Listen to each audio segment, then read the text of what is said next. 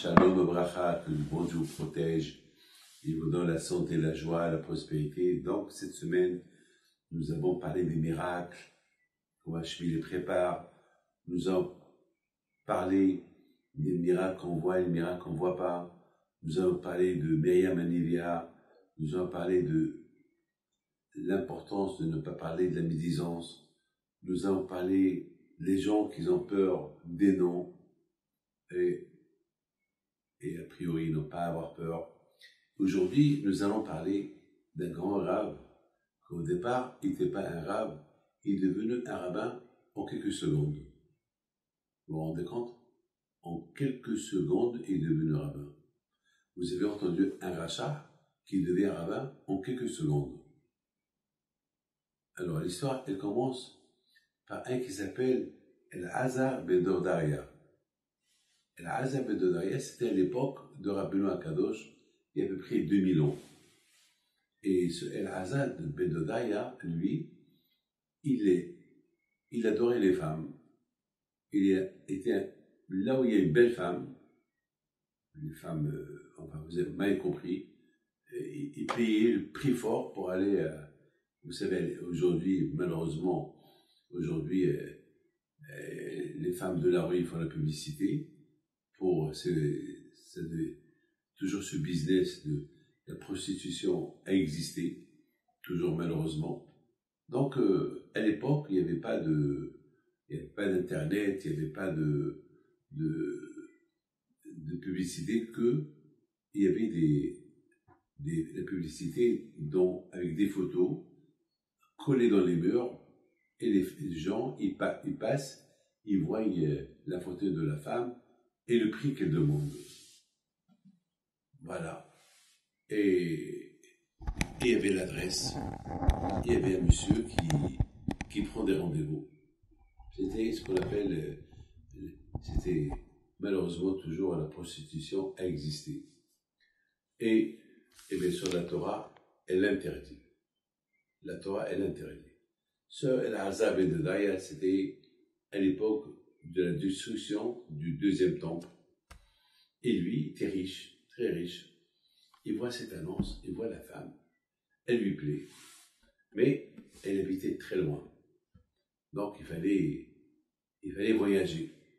Et c'était un monsieur qui était il avait beaucoup de Sahara, des femmes, et il n'avait pas des paroles du Dieu, bien sûr, et il ne pouvait pas tenir son Sahara. Donc, il est parti. Il a fait un long voyage. Il arrive devant la femme, la maison de la femme. Et il y a là-bas, bien sûr, il y a tellement qui demandent de l'argent. Donc, c'est pas tout le monde qui pouvait se permettre de rentrer chez elle. Donc, il y avait des gardes-corps pour empêcher les gens de... Elle était très belle. De temps en temps, elle sortait, elle montrait sa beauté aux gens. Après, les gens, ils la regardent et après, elle rentrait dans sa tente ou dans sa chambre. Et voilà, celui-là, il vient avec son argent. Donc, ils lui ont dit, ok, rentre dans la chambre, prépare-toi, elle t'attend telle et telle heure. Bon, bien sûr, il était riche, il rentre dans une chambre, il y avait là-bas de tout, et puis voilà, elle rentre chez lui. Une beauté de femme, elle est là, et lui, il est là. Et à un moment donné, elle lui pose la question. Tu es juif, d'après ton visage, je vois que tu es juif, et tu as fait tout ce chemin pour moi. Alors que moi, je sais que les juifs, parce que j'ai des connaissances dans la Torah, je sais que la Torah, elle interdit ce genre de choses. Et d'ailleurs, je sais que lorsque le bon Dieu vous a donné la Torah, il vous a dit, il faut être un peuple saint. Et je connais votre histoire. Si vous avez résisté l'esclavage de l'Égypte, c'est parce que vous n'êtes pas assimilé. Alors, comment ça se fait que tu dépenses cet argent. Comment ça se fait que toi, en tant que juif, avec un bagage d'histoire, avec un Dieu, avec une Torah, comment ça se fait que tu dépenses autant d'argent? Tu sais bien que moi, j'ai pas besoin de ton argent. Moi, je suis millionnaire, moi, je suis riche. Mais ça me réveille. Ça a réveillé ma conscience.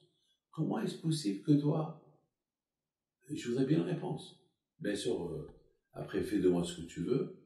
Je suis là pour ça. Et je suis payé d'ailleurs pour ça. Mais je voudrais bien savoir si votre histoire, elle est vraie. Alors, qu'est-ce que un jour, tu vas répondre à ton Dieu? Moi, je ne suis pas juif. Moi, je suis dans l'impureté totale. Et j'aime mon métier. Mais toi, avec ce que tu es, comment tu t'expliques? El Azab de Daria, il regarde la femme, il ne parle pas. Tout ce qu'il fait, il se lève, il se rhabille, il se lève et il sort. Et il lui dit, pourquoi tu sors? Merci pour ton enseignement. À bientôt. Mais, prends ton argent. Tu n'as rien fait avec moi. Prends-les, je ne les veux pas. Merci. Il s'en va. Et il sort de la ville. Il commence à pleurer. Il pleure. Il a commencé à dire, le soleil prie pour moi. La lune prie pour moi. La terre prie pour moi. Le monde prie pour moi pour que le bon Dieu me pardonne. Et à la fin, il dit, personne ne peut pleurer pour moi. Personne ne peut prier pour moi. Il n'y a que moi qui doit faire tes chevaux. Quand je me pardon pour tout ce que je t'ai fait, il a fallu une fille, une prostituée, une qui connaît l'histoire juive. C'est elle, ce que personne n'a pu me reprocher et m'approcher vers toi. Une prostituée, elle m'a rendu dans cet état. Hachem, prends-moi, je ne peux pas rester là. Si je dois rester vivant, pour que je continue à faire des fautes, alors que tu es le seul, et je t'aime. C'est maintenant que je découvre que je t'aime. Il a commencé à pleurer, il est mort. Lorsqu'il est mort, il y a une voix du ciel qui sort et lui dit, Rabbi El-Azab ben Dodaya, tu as Helek l'Olam Haba. Ta place, elle est avec Abraham, Isaac et Yaakov.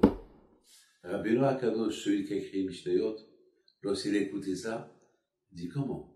En une seconde, il a acheté son Olam Haba, en une seconde, il est devenu tzaddik, et non seulement qu'il est devenu tzaddik, mais la voix qui est sortie du ciel, elle a traité, elle a appelé Rabbi.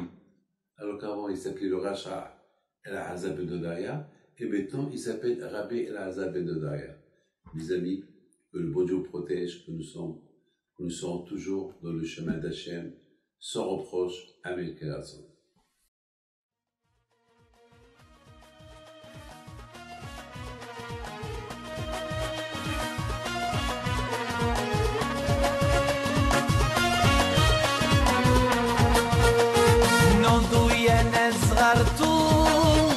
على ربيع حيم بنتو وقف لنا زيخو